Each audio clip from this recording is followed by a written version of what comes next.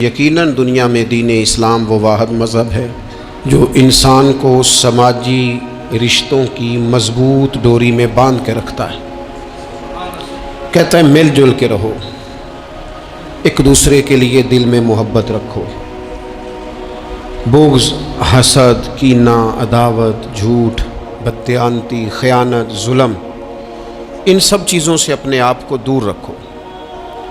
اسلام سب سے زیادہ مل جل کر رہنے پر زور دیتا ہے، بلکہ نبی اکرم صلی اللہ تعالی علیہ وسلم نے ارشاد فرمایا، وہ مومن جو لوگوں کے ساتھ مل کے زندگی بسر کرے اور لوگوں کی طرف سے آنے والی تکالیف پر صبر کرے، وہ مومن اس مومن سے افضل ہے جو زندگی تنہا گزارتا ہے۔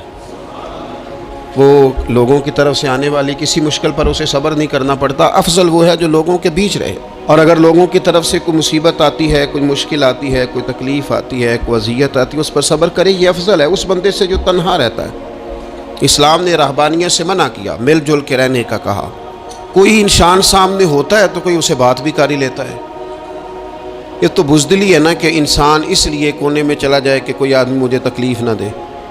جب انسان سفر طے کرتا ہے، منزل کی طرف جاتا ہے، تو سارے راستے اسے پکے نہیں ملتے، کچھ راستے کچے بھی ہوتے ہیں، دشوار گزار بھی ہوتے ہیں، لیکن اگر وہ جد و جہد والا ہے، کسی منزل تک پہنچنے والا ہے، تو پھر اسے راستے کی پرواہ نہیں کرنی چاہیے، اسے منزل کا شوق پیدا کرنا چاہیے۔ تو انسان کو، مسلمان کو سماجی رابطوں کا کہا، مل جل کر رہنے کا کہا، لیکن اس کے ساتھ ساتھ اسے صالح ماحول بنانے کا بھی حکم دیا کہ مل جل کے رہنا ضرور ہے، پر رہنا سچوں کے ساتھ ہے۔ مل جل کے رہنے میں ہی فائدہ ہے، لیکن ہر ایک سے مل جل کے تھوڑی رہنا ہے۔ فرمایا یا ایھا الذین آمنوا اتقوا اللہ وکونوا مع الصادقین، اے ایمان والو اللہ سے ڈرو اور سچوں کی سنگت اختیار کرو۔ ایسے لوگوں کے پاس بیٹھو جن کے مزاج میں صداقت ہو، جن کی طبیعتوں میں ستھرائی ہو، جن کا لب و لہجہ شستہ ہو، جن کے الفاظ دھلے ہوئے ہوں، جن کا آئینہ کردار صاف ہو۔ سچے لوگوں کی یہ جو انسان کا ماحول ہوتا ہے نا، یہ اس پر بہت اثر کرتا ہے۔ خارجی ماحول بڑا اثر کرتا ہے۔ نبی پاک صلی اللہ تعالی علیہ وسلم نے فرمایا، کل مولود یولد علی الفطرہ، جو انسان بھی پیدا ہوتا ہے وہ فطرت پر پیدا ہوتا ہے، مسلمان پیدا ہوتا ہے۔ نبی کریم نے فرمایا، اگر اس کے والدین یہودی ہوں تو اسے یہودی بنا دیتے ہیں، عیسائی ہوں تو عیسائی بنا دیتے ہیں، مسلمان ہوں تو بچہ پیدا، یہ صحیح حدیث میں موجود ہے، اور ان لفظوں کے ساتھ موجود ہے کہ والدین اگر یہودی ہوں تو یہودی بنا دیتے ہیں، عیسائی ہوں تو۔ چلیں دو باتیں میں تشریح کے طور پہ عرض کر لوں۔ حضور نے فرمایا، بچہ مسلمان پیدا ہوتا ہے، ماں باپ یہودی ہوں تو یہودی بنا دیتے ہیں، عیسائی ہوں تو۔ اب مجھے کیا لینے دو، اگر ماں باپ نمازی ہوں تو نمازی بنا دیتے ہیں، ماں باپ قرآن مجید پڑھنے والے ہوں تو قرآن مجید پڑھنے والا بنا دیتے ہیں، ماں باپ سچ بولنے والا ہوں تو بچوں کو سچ بولنے والا بنا دیتے ہیں، ماں باپ اگر رزق حلال کی تلقین کرنے والے ہوں تو امید ہے بچے بھی رزق حلال کمائیں گے۔ یہ حضور نے فرمایا ہے کہ بچہ مسلمان، انسان نہ فطرت نیک ہوتا ہے، یہ بات آپ نے سمجھنی ہے۔ فی نفس ہی انسان مسلمان ہوتا ہے، فطرت پر پیدا ہوتا ہے۔ جھوٹ بولنے والا جو بندہ ہے نا، جو جھوٹ بولتا ہے، وہ بھی جھوٹ سے نفرت کرتا ہے۔ آپ جھوٹے کو جھوٹا کہیں وہ ناراض ہو جائے گا۔ انسان فطرتاً، کوئی نہیں سمجھ آئی آپ کو میں نے کیا کہا ہے؟ انسان فطرتاً فی نفس ہی نیک ہوتا ہے، مسلمان فی نفس ہی پرہیزگار ہوتا ہے، اس کے مزاج میں اللہ نے نیکی۔ اگر کسی وجہ سے وہ غلطی میں الجھ گیا ہے، اس کا رزق ناپاک ہو گیا، لیکن اگر آپ اسے کہیں گے نا تو حرام کھاتا ہے، تو ناراض ہو جائے گا۔ کسی وجہ سے کھا رہا ہے، اللہ معاف کرے، پر کہیں گے تو ناراض۔ یہ اچھا، لوگ کیا کہتے ہیں؟ لوگ یہ کہتے ہیں دیکھو جی جھوٹ بولتا ہے، جھوٹا کھایا تو بگڑ گیا ہے۔ او بھئی، یہ جو بگڑ گیا ہے نا، اس پر اللہ کا شکر ادا کر۔ کیوں؟ اس لیے کہ جھوٹ بولتا ہے پر جھوٹ کو پسند نہیں کرتا۔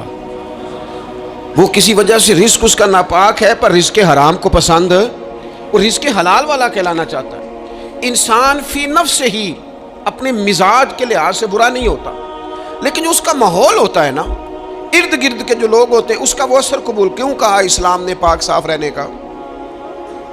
کیوں کہا طہارت کا؟ کیوں کہا صفائی نصف ایمان ہے؟ کیوں کہا کہ تم پاکیزہ رہو، یہ اسلام کا پسندیدہ عمل ہے؟ اس لیے کہ جب انسان کا ماحول صاف ستھرا ہوتا ہے تو اس کی طبیعت صاف ستھری ہوتی ہے، اس کے ارد گرد اگر پاکیزگی ہوتی ہے تو وہ اجلا اجلا سا محسوس کرتا ہے۔ آپ 2-4 دن غسل نہ کریں تو کیا 2 من مٹی چڑھ جاتی ہے بندے پہ؟ کیا اس پر کلو کے حساب سے گرد چڑھتی ہے؟ کچھ بھی نہیں ہوتا، لیکن وہ جو تھوڑی سی بھی گرد ہوتی ہے وہ وجود کو، طبیعت کو ثقیل کر دیتی ہے۔ آپ جب غسل کر لیتے ہیں تو آپ کو خود بخود اپنا آپ ہلکا ہلکا سا محسوس ہوتا ہے۔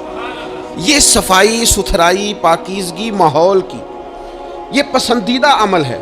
نبی اکرم صلی اللہ تعالیٰ علیہ وآلہ وسلم نے اس ماحول کی خوبصورتی کو پسند کیا، اور حضور نے فرمایا ایسے لوگوں کے پاس بیٹھا کرو جن کے لہجے پاکیزہ ہوں، جن کا انداز اچھا ہو، اور مثال دی نبی پاک علیہ السلام۔ حضور فرمانے لگے اچھے دوست کی مثال اس طرح ہے جس طرح عطر فروش کی مثال ہوتی ہے۔ اگر کوئی اس سے سامان نہ بھی خریدے، سودا نہ بھی خریدے تو خوشبو تو آتی ہے نا۔ اور نبی پاک علیہ السلام فرمانے لگے برے دوست کی مثال دھونی دینے والے کی طرح سے، جس طرح اس کے پاس کچھ شخص بیٹھے تو اور کچھ بھی نہ ہو تو دھواں تو آئے گا کہ نہیں آئے گا، اسے کچھ نہ کچھ اس کے کپڑوں تک گرد پہنچے گی۔ اپنے ماحول کو ٹھیک رکھنا، اپنے ارد گرد صالحیت پیدا کرنا، اور اپنے دائیں بائیں نفاست پسندی کو لانا، یہ انسان کی بڑی ذمہ داریوں میں سے ذمہ داری ہے۔ ہمیں ہمارا دین منع کرتا ہے کہ کسی قوم کا طرز نہ اختیار کرو، مشابہت نہ اختیار کرو، کسی انسان کے، کسی غیر مسلم کے طریقوں کو نہ اپناؤ۔ فرمایا جس نے کسی غیر کا طریقہ اپنایا وہ انہی میں سے ہے۔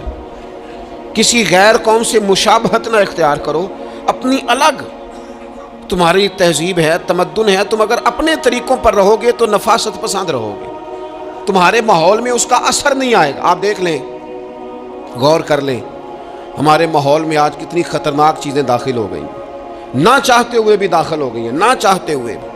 کئی جگہ پہ ویسے مطلب سفر کر کر کے بندہ نڈھال ہو جاتا ہے، جا جا کے نڈھال ہو، پھر کچھ ایسی جگہوں کی اگر دعوت ملتی ہے آپ کو تو آپ ویسے ہی پریشان ہو جاتے ہیں۔ یعنی اگر پہلے تو یہ ہوتا تھا کسی بزرگ کا عرس منانا ہے، اب دعوت ملتی ہے کہ ان کا یوم ولادت ہے، اس پہ جلسہ کرنا ہے۔ میں نے کہا پہلے عرس گن لو سال کے کتنے ہیں، اور اگر ایک ایک کے 2 کرو گے تو پھر بتاؤ تمہارا خرچہ کتنا کو ہوگا، اور تم کہاں تک بات لے کے جاؤ گے۔ کچھ چیزوں کو نارمل رہنے دو۔ ایک ہستی کا میلاد منایا ہے پوری دنیا نے، اور وہ رسول پاک کی ذات گرامی ہے۔ باقی تو ہم نے کبھی نہیں دیکھا۔ آپ نے کبھی دیکھا حضرت صدیق اکبر کا یوم ولادت منایا جا رہا ہو، حضرت عمر کا، حضرت عثمان کا، مولا علی کا؟ تو یہ باقیوں کو کیا مسئلہ ہو گیا؟ تھوڑا سا اعتدال میں رہیں، تھوڑا سا معتدل رہیں، درمیانی چال چلیں۔ جب وہ عظیم ہستیاں جن کا طریقہ دین ہے، حضور نے فرمایا میرے طریقے پر بھی چلو اور میرے خلفائے راشدین کے طریقے پر بھی چلو، جب وہاں جن کا طریقہ بہت ہمارے لیے بہرحال دستور حیات ہے، جب ان لوگوں کے لیے چیزیں نہیں ہیں تو بعد والے اس قدر شدت کے ساتھ اگر یہ کام کریں گے تو بات دور نکل جائے گی، پھر اس کو سمیٹنا سنبھالنا آسان نہیں رہے گا۔ تو فرمایا کسی قوم سے مشابہت نہ اختیار کرو، اس لیے کہ تمہارے ماحول میں پھر کچھ ایسی چیزیں آ جائیں گی جو ٹھیک، یہ کتنی رسمیں آئی ہیں ہمارے، مہندی کہاں سے آئی ہے؟ ہماری اپنی ہے کہ غیروں کی ہے؟ یہ مائیاں کہاں سے آئی ہیں؟ اپنی کہ غیروں کی؟ یہ جتنی رسومات ہیں، جتنی، میں نے ایک دفعہ سرچ کی، تھوڑی سی میں نے تحقیق کی تو ایسی ایسی عجیب رسمیں سننے کو ملی۔ لڑکا بیاہ کے گھر آیا ہے، اس کی اماں اس کے چہرے کے اوپر سے پانی پھیر رہی ہے، یہ تو خالص ہندوؤں کا طریقہ ہے، کسی کے چہرے کے گرد پانی پھیرنا خالص۔ یہ آپ نے بھی سنی ہوئی ہے رسم؟ وہ بیاہ کے واپس آیا، یہ آپ کیا کر رہے ہیں؟ اور پھر کہتے ہیں اماں کو پانی نہ پینے دینا ورنہ بیماریاں ادھر چلے جائیں گی۔ کیا بات کرتے ہو؟ اسلام اس اوہام پرستی کا درس دے گا؟ کسی قوم کی مشابہت نہ اختیار کرو ورنہ تم انہی میں سے ہو جاؤ گے۔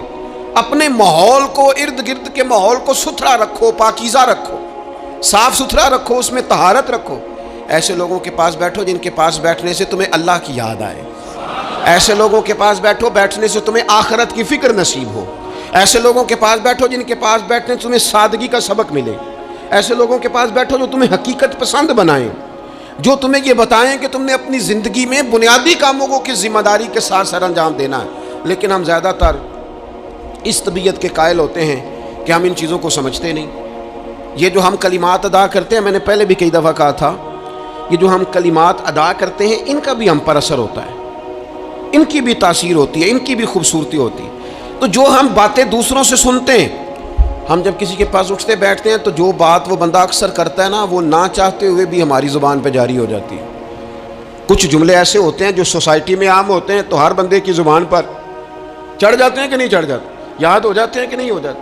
تو ایسے لوگوں کے پاس بیٹھا جائے جو خیر کی بات کرنے والے ہوں، تاکہ ہماری زبانوں پر ہی خیر ہی جاری ہو، کوئی شر والا عمل ہماری زبانوں پر جاری نہ ہو۔ اچھائی، نبی پاک علیہ الصلوۃ والسلام تبوک سے واپس آ رہے تھے، رستے میں مقام جارانہ پر حضور علیہ الصلوۃ والسلام نے حضرت بلال حبشی رضی اللہ تعالیٰ عنہ سے ایک مقام پہ فرمایا اذان پڑھو۔ سیدنا بلال نے اذان پڑھی، چند نوجوان وہاں کھیل رہے تھے، ان میں سے ایک نوجوان جناب ابو معذورہ بھی تھے، انہوں نے نا حضرت بلال حبشی کی آواز کی نقل اتاری۔ یہ اگر نیت اچھی ہو نا تو اچھوں کی نقل بندے کو تار دیتی ہے۔ ہاں، اگر نیت اچھی ہو، اگر معاذ اللہ توہین کی نیت ہو تو یہ مسئلہ خطرناک ہے۔ حضرت موسیٰ علیہ السلام کے زمانے میں ایک شخص تھا تو جناب موسیٰ کی نقل اتارتا تھا، اس کا انتقال ہو گیا تو رب کریم نے فرمایا اس لیے اسے معاف کر دیا ہے کہ ادائیں تو میرے کلیم کی اپناتا تھا، ادائیں تو میرے کلیم کی اپناتا تھا۔ حضرت بلال کی نقل اتاری تو سرکار کے کانوں میں آواز گئی، آپ نے صحابہ سے فرمایا بچوں کو لاؤ۔ اب جب ان کو منگوایا تو وہ دوڑ گئے، محبوب نے فرمایا کتنا کو دوڑو گے، پکڑ تو ہم نے لینا ہے۔ سب بچوں کو لے آئے، حضرت ابو معذورہ بھی ہیں، حضور نے فرمایا کس نے اذان کی نقل اتاری ہے؟ تو یہ بچے بڑے پکے ہوتے ہیں، اگر ایکا کر لینا آپس میں۔ حضور نے فرمایا کس نے اذان پڑھی ہے؟ کوئی نہیں بولا۔ کریم فرمانے لگے چلو باری باری سناؤ۔ اب حضرت ابو معذورہ کی باری آئی، مختلف انداز میں بھی روایت مختلف جگہوں پہ موجود ہے۔ جب ان کی باری آئی انہوں نے اذان پڑھی، پہلے تو پڑھی تھی اپنی مرضی سے، اب پڑھی کریم رسول کی صحبت میں کھڑے ہو کے۔ اور یار حد ہو گئی، جو نبی پاک کے سامنے کھڑا ہو کے کہے اشہد ان لا الہ الا اللہ، جو حضور کے سامنے کھڑا ہو کے کہے اشہد ان محمد رسول اللہ، پھر وہ بندہ خالی رہ جائے؟ حضور نے فرمایا کتنی سونی ہے تیری آواز۔ اور پھر سرکار نے ان کے سر پہ ہاتھ پھیرا، پھر ان کے دل پہ ہاتھ پھیرا، تھوڑی دیر ہوئی ایک آیا کالیاں زلفاں والا، ایویں تھوڑی دیر ہوئی ایک آیا کالیاں زلفاں والا، دو کڑیاں میرے من وچ رکیا ہے تے کر گیا نور اجالا۔ ہر چیز تبدیل ہو گئی۔ محبوب نے دعا کیا اللہ انہیں اسلام کی ہدایت دے دے۔ حضرت ابو معذورہ کہتے ہیں چند منٹوں میں میرا ماحول بدلا، میری تقدیر بھی بدل گئی، میں کلمہ پڑھ کے مسلمان ہو گیا۔ اب نبی پاک علیہ السلام نے کیا فرمایا؟ فرمایا کہ بلال اذان پڑھیں گے مدینہ طیبہ میں اور ابو معذورہ پڑھیں گے مکہ مکرمہ میں۔ ان کے بال اتنے بڑے تھے کہ وہ بیٹھتے تھے نا تو ان کے نیچے دب جاتے تھے۔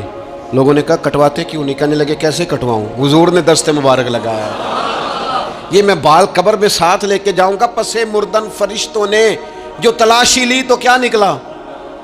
کہتے میں انتقال کر گیا، فرشتے قبر ٹٹولنے لگے کہ بھلا کیا لے کے آیا؟ پسے مردن، بعد مرنے کے پسے مردن فرشتوں نے جو تلاشی لی تو کیا نکلا؟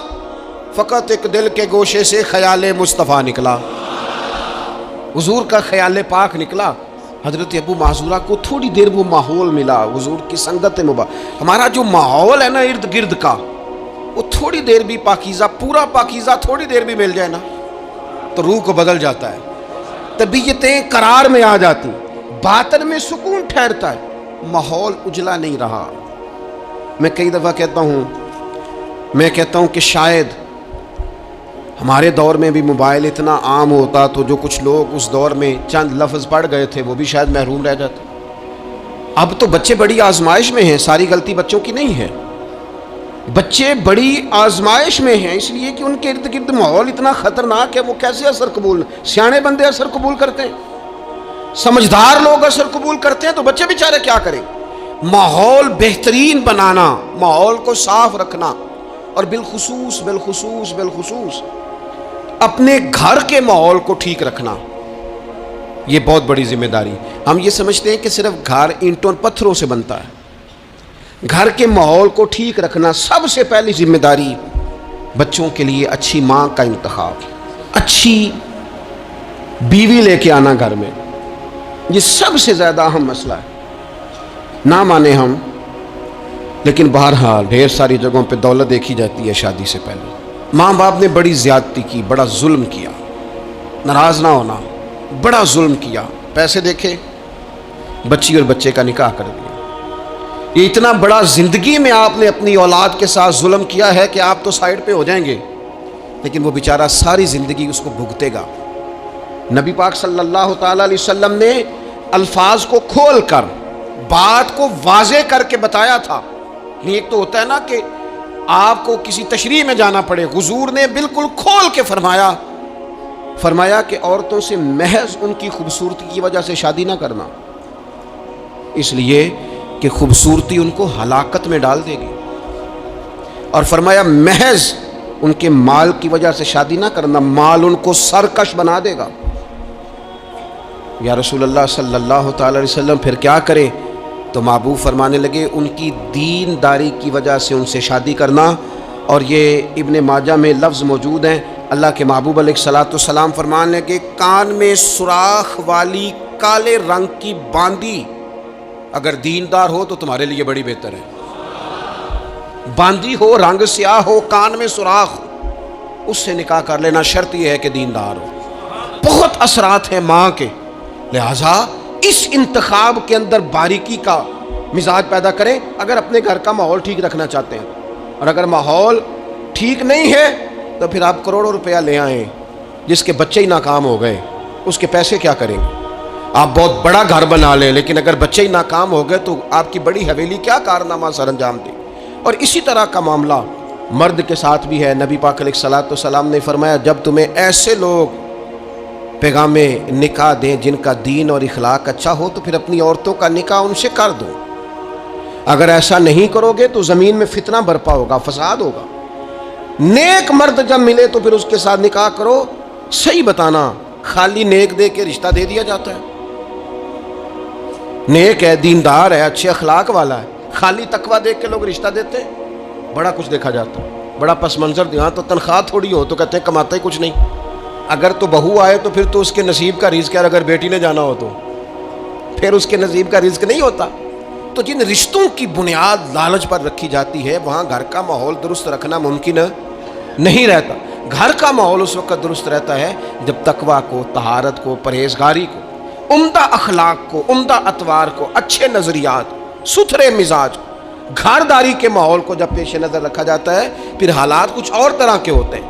لیکن ہمارے ہاں چونکہ یہ چیزیں دیکھی نہیں جاتی، اس پر غور نہیں کیا جاتا، اور میں نے پہلے بھی کہا ہے، پھر کہتا ہوں یہ بات ضروری ہے، اس پر آپ نے غور کرنا ہے۔ لوگ دیندار ہوں، دیندار نظر نہ آتے ہوں، تھوڑی سی اس پر غور کر لیں، دینداری کا لیبل نہ ہو، اندر دینداری موجود ہو، صرف بار بورڈ نہ ویزا ہو، اس کے اندر باقاعدہ تقویٰ ہو، پرہیزگاری ہو، اللہ کا خوف ہو، اور سب سے ضروری چیز اچھے اخلاق ہو۔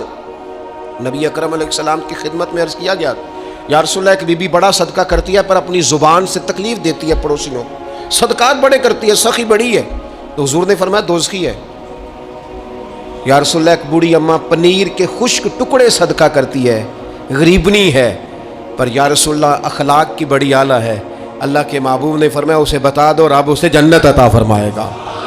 وہ جنتی بی بی ہے اس لیے کہ اخلاق عمدہ ہے، اس کا لہجہ عاجزی والا ہے، اس کے لفظوں میں خوبصورتی ہے، وہ اپنی زبان کے تیر برسا کے دلوں کو گھائل نہیں کرتی۔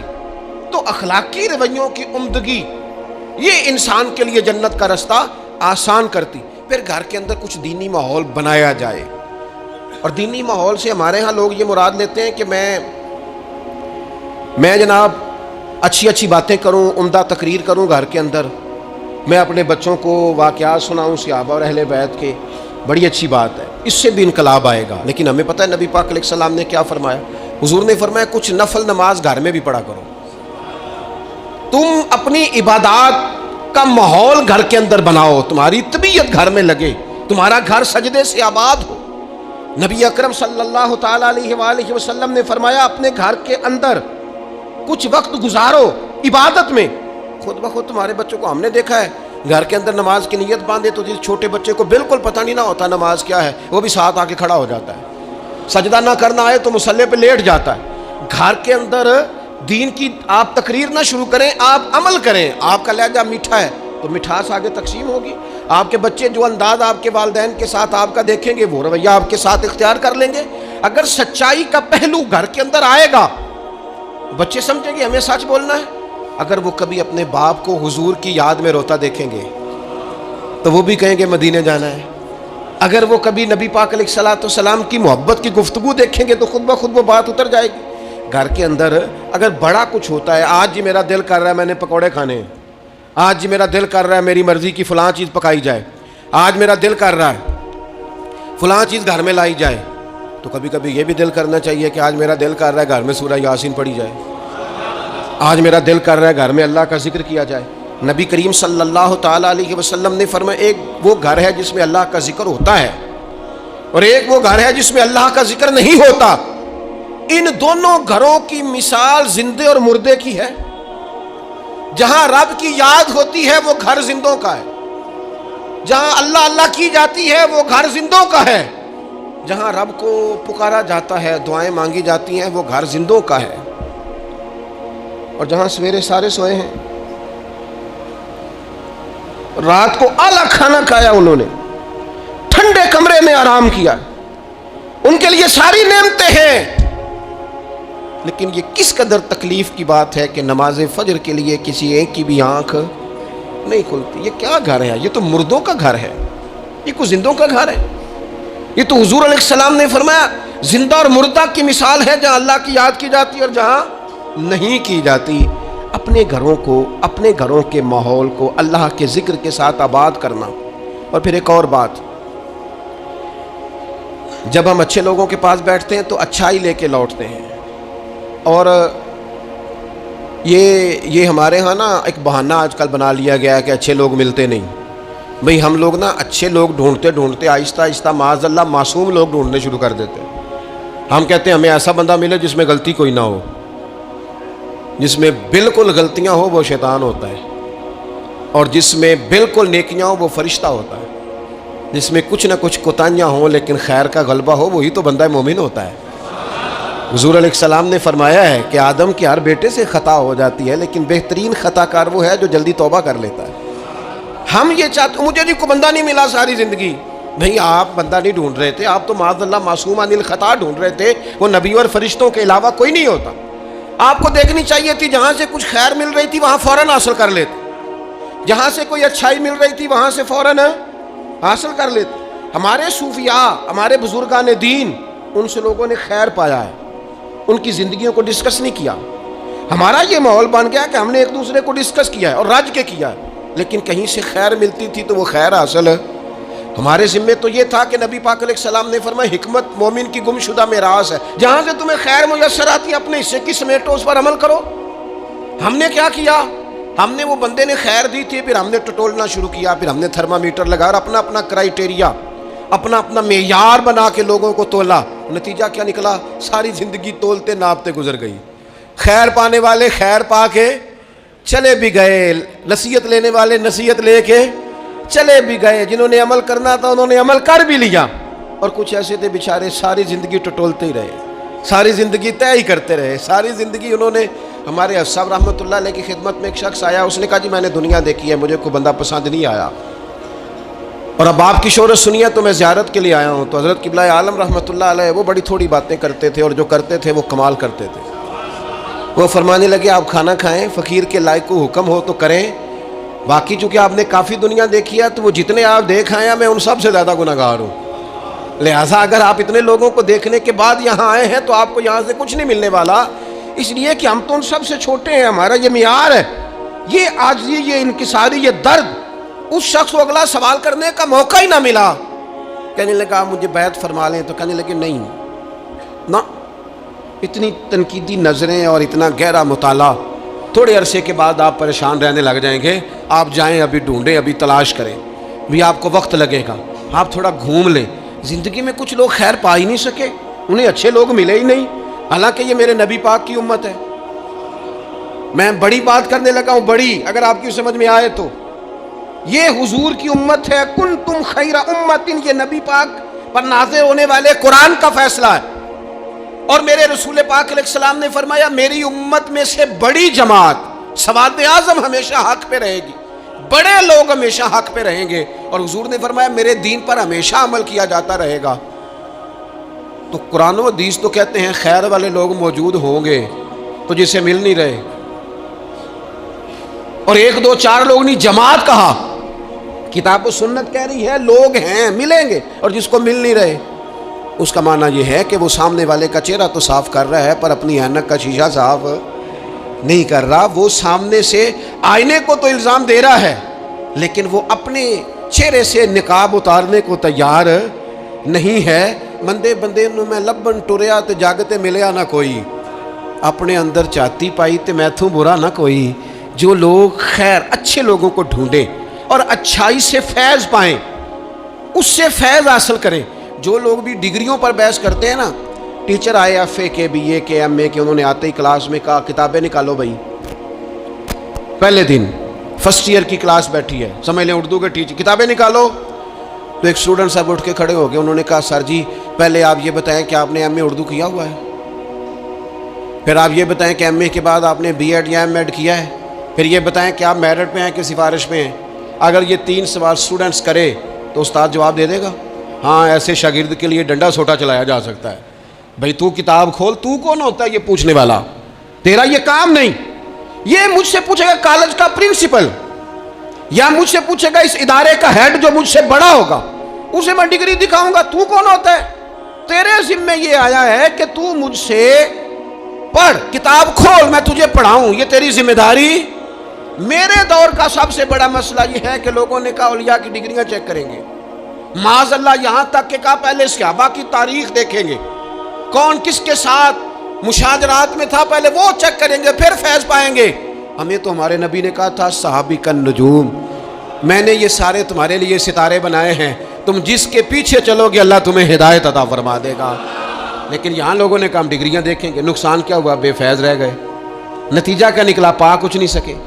لازمی طور پر رزلٹ یہ برآمد ہوا کہ شر ہی شر پھیل گیا، فتنہ ہی فتنہ ہو گیا۔ ہمارے ذمے تو خیر لینا تھا، خیر نہیں لی، ڈگریوں پہ بحث کی، نتیجہ غلط برآمد ہوتا ہے۔ اپنی مومن کی گمشدہ میراث ہے حکمت، جہاں سے خیر کی بات ملے اسے لو۔ حضرت عبداللہ ابن عباس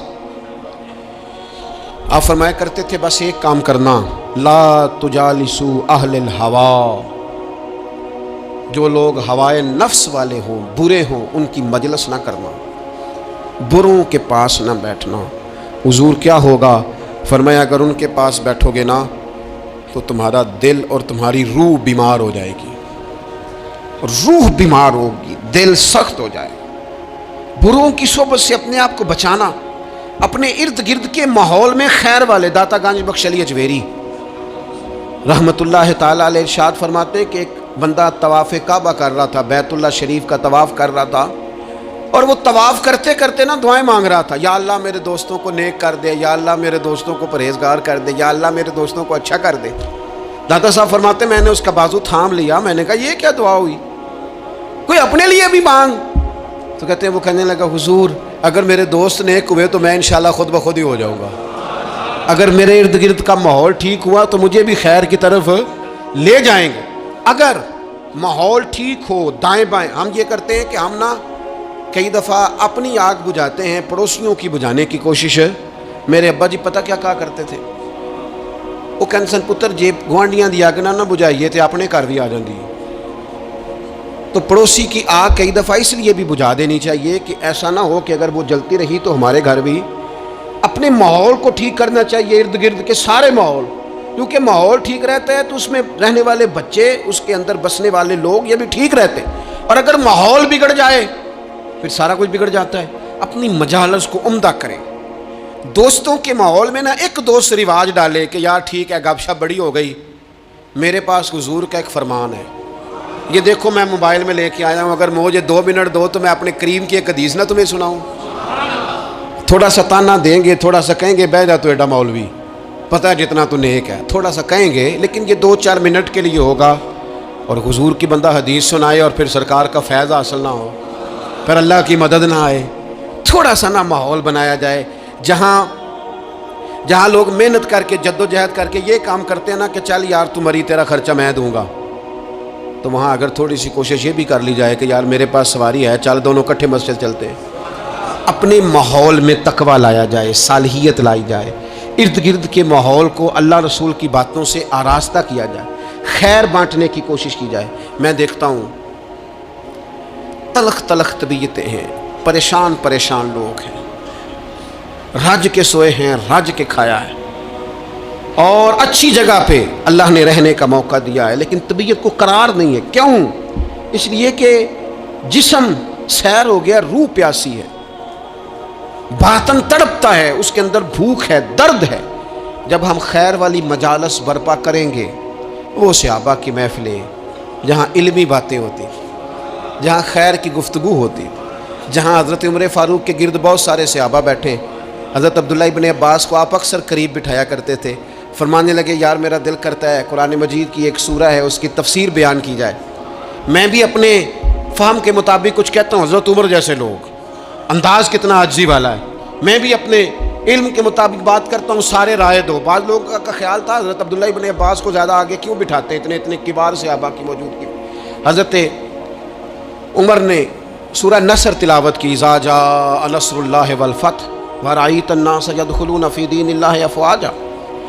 آپ نے بھی کچھ تفسیر بیان کی، کچھ باقی لوگوں نے بھی بیان کی۔ حضرت عبداللہ ابن عباس جوان تھے، 15-16 سال عمر تھی، فرمایا آپ بھی کوئی تفسیر بیان کریں کہ اللہ کی مدد آ گئی، پھر فتح حاصل ہو گئی، پھر آپ دیکھیں گے لوگ فوجوں کی فوجیں دین میں داخل ہو رہے ہیں، اس کی تفسیر آپ بھی بیان کریں۔ حضرت عبداللہ ابن عباس نے پہلے ٹھنڈی آہ بھری، پھر بات کہنے سے پہلے آنسو آئے، پھر فرمانے لگے امیر المومنین، اس آیت میں نبی پاک کے وصال ظاہری کی خبر دی گئی ہے۔ یہ صورت بتاتی ہے کہ اب حضور کے وصال کا وقت آ گیا ہے، اس لیے کہ جب فتح ہو گئی ہے، جب فوجوں کی فوجیں لوگ دین میں آ گئے ہیں، تو اب رب نے کہا فسبح بحمد ربک واستغفر، اب آپ تسبیح پڑھیں، استغفار کریں، اللہ کی حمد کریں۔ یہ حضور کے وصال کی طرف اشارہ ہے۔ صحابہ بھی روئے، حضرت عمر بھی روئے، عبداللہ ابن عباس بھی روئے، بس وہ رونا ہی تھا کہ محفل کو نیا رنگ مل گیا، اس ماحول کا حسن نور علی نور ہو گیا۔ یہ کیفیات پیدا ہوں، یہ ماحول ہمارے ہاں بنے، اور یہ بن سکتا ہے۔ اپنے گھروں میں ان چیزوں کو ہم لے کے آئیں۔ کوئی آج یار میں نے یہ خیر کی بات سنی ہے یہ، اور اگر جواب میں کبھی پتر بھی کہتے ہیں ابا جی آپ نے سنی ہے تو میں نے بھی ایک سنی ہے، میں سناؤں۔ ہمارے ہاں گھروں میں آج بھی بحث ہی ہوتی ہے دین پر، بحث نہیں کرنے کا کہہ رہا، میں یہ کہہ رہا ہوں کہ ایک خیر کی بات ادھر سے آئے، پھر ایک خیر کی بات ادھر سے آئے، اور جہاں دین کی بات اس خوبصورتی سے ہوگی وہاں اللہ کی رحمتیں ہوں گی، وہاں دل نرم ہوگا، وہاں محبتوں کو فروغ ہوگا۔ علمی مجالس میں وقت دیا جائے، خیر کی جگہوں پہ ہم جا کے بیٹھیں، ہم اچھائی حاصل کرنے کی کوشش کریں، ہم حکمت سمیٹنے کی کوشش کریں۔ پرانے لوگ جو تھے وہ بچوں کو کہتے تھے بیٹا دادا کے پاس بیٹھا کرو، نانا کے پاس بیٹھا کرو، تمہیں وہاں سے اچھی بات ملے گی۔ وہ حضرت لقمان حکیم نے اپنے بیٹے سے کہا تھا بیٹا بزرگوں سے تم باتیں سیکھا کرو، اس لیے کہ وہ تجربات کی قیمت ادا کر چکے ہیں، انہوں نے قیمت دے کے تجربہ کیا ہے، پھر اس نتیجے پہ پہنچے ہیں۔ فرمایا کرتے تھے ان سے خیر سیکھ لو، تمہیں تجربے کی قیمت دیے بغیر تجربہ نصیب ہو جائے گا، تمہیں تجربے کی قیمت نہیں دینی پڑے گی، خود بخود تمہیں تجربہ نصیب ہو جائے گا۔ اللہ تبارک و تعالیٰ کی بارگاہ ہے، عالی مرتبت میں دعا ہے اللہ کریم ہمیں سمجھنے کی توفیق عطا فرمائے، اور اللہ تعالیٰ ہمارے ماحول میں صالحیت پیدا فرمائے۔